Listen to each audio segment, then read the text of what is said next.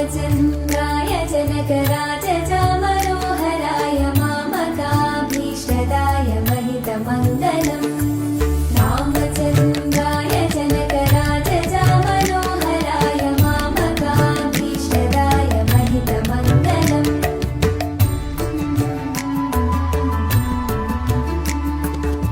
कोशलेशाय मन्दहासदासपोषणाय वासवादिविनुतसत्वराय Mangalam कोशलेशाय मन्दहासदासपोषणाय वासवादिविनुतसत्वराय Mangalam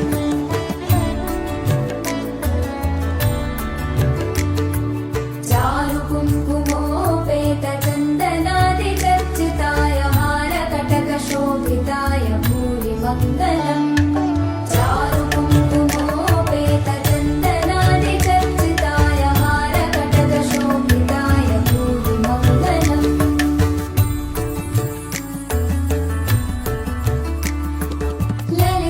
ललितरत्नकुण्डलाय तुलसीवनमालिकाय जलदसदृशदेहाय चारुमङ्गलम्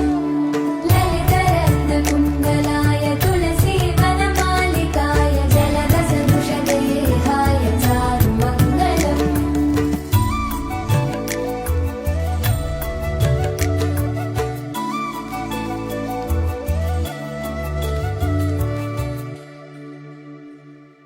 Devaki सुपुत्राय देवदेवोत्तमाय भावजा गुरुवराय भव्यमङ्गलम् Devaki सुपुत्राय देवदेवोत्तमाय भावजा गुरुवराय भव्यमङ्गलम्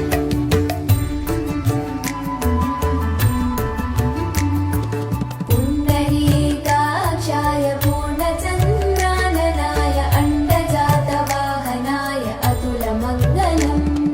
पुण्डरीकाक्षाय पूर्णचन्द्राननाय अण्डजातवाहनाय अतुलमङ्गलम्